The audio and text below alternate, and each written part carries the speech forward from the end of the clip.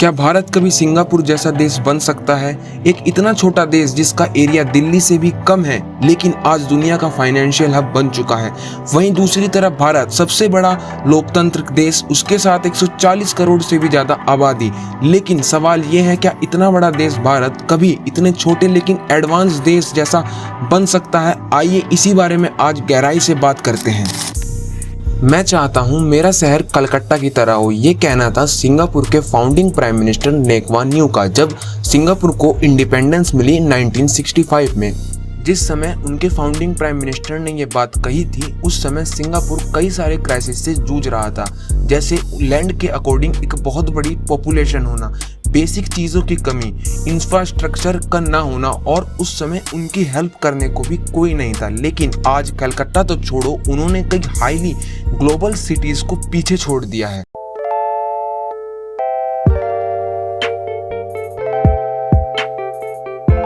आज के समय में सिंगापुर के पास सबसे ज़्यादा हाईएस्ट जीडीपी पर कैपिटा है, उसके साथ ही साथ ह्यूमन डेवलपमेंट इंडेक्स में वे 13वें नंबर पर आ चुके हैं। इसके साथ ही साथ सबसे ज़्यादा कम करप्ट देशों में आज सिंगापुर 3rd नंबर पर आ चुका है।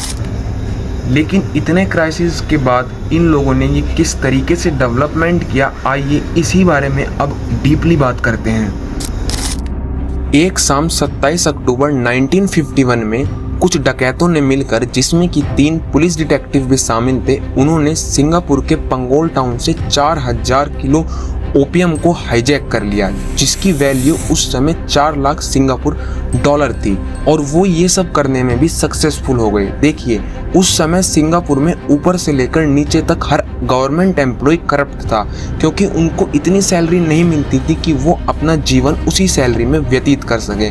इसलिए वो या तो आदमी से घूस लिया करते थे, या फिर वो कोई प्राइवेट जॉब्स या पार्ट टाइम जॉब्स भी किया करते थे।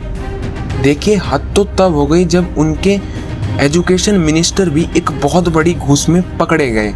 अब देखिए, ऐसा तो सिंगापुर ने किया क्या जिससे कि आज वो नॉन करप्ट देशों में 3रे नंबर पर आने लगा है। देखिए, उन्होंने सबसे पहले अपने लॉज को फिक्स किए, और उन्होंने एक ऐसी कमेटी बिठाई जो कि डायरेक्ट उनके प्रेसिडेंट को रिपोर्ट करती है करप्शन के बारे में।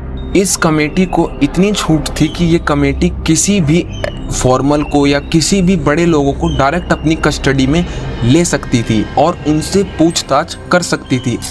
दूसरी चीज़ जिस पे सिंगापुर ने सबसे ज़्यादा काम किया है, वो है focusing quality education and skills. उन्होंने अपने लोगों को, अपने चाइल्ड्स को एक क्वालिटी एजुकेशन देना शुरू करी, नॉन करप्ट एजुकेशन देना शुरू करी। उसके साथ ही साथ उन्होंने उन लोगों को काफ़ी ज़्यादा स्किल्स भी सिखानी शुरू करी।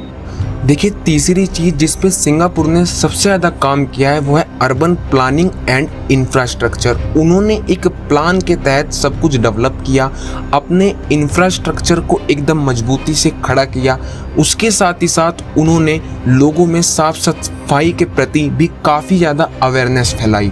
और चौथी और सबसे ज़्यादा ज़रूरी चीज़ है प्यूपिल सिविक सेंस। देखिए, जहाँ के लोग जितने ज़्यादा गवर्नमेंट इंफ्रास्ट्रक्चर्स को लेकर, गवर्नमेंट ऑर्डर्स को लेकर ज़्यादा अवेयर रहेंगे, वही देश सबसे ज़्यादा ग्रोथ, सबसे ज़्यादा डेवलप भी कर पाए। देखिए, प्यूपिल सिविक सेंस के ऊपर मैंने एक वीडियो बना रखी है, जिसका लिंक डिस्क्रिप्शन में आपको मिल जाएगा।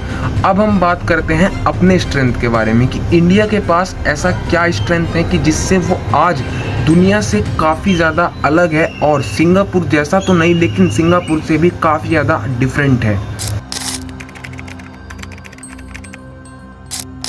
लेकिन हमें ये भी समझ लेना चाहिए कि भारत सिंगापुर जैसा बने ये ज़रूरी नहीं है, क्योंकि हमारे पास हमारी खुद की भी कई स्ट्रेंथ हैं।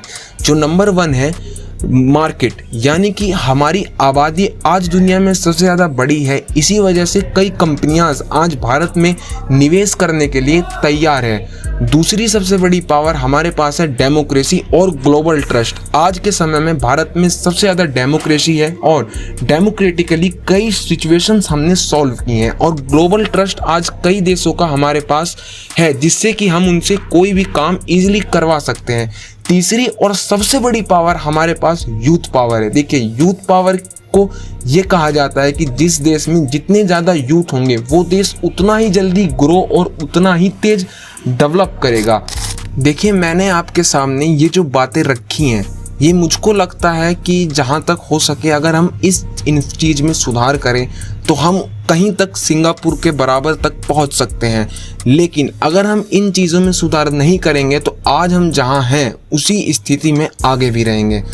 और अगर आपको वीडियो अच्छी लगी हो तो वीडियो को लाइक करें, चैनल को ज़रूर से सब्सक्राइब करें और मुझे कमेंट में बता सकते हैं आप किस टॉपिक पर वीडियोस बनाऊं। और रेगुलर 4:30 बजे करीब मैं एक शॉर्ट अपलोड करता हूं, आप रेगुलर उस शॉर्ट्स को देख सकते हैं। बाकी लॉन्ग वीडियो में काफ़ी समय लग जाता है क्योंकि सर्च स्क्रिप्टिंग वगैरह काफ़ी और भी चीज़ें हैं। और बस यही कहूँगा कि चैनल को ज़रूर से सब्सक्राइब कर दें।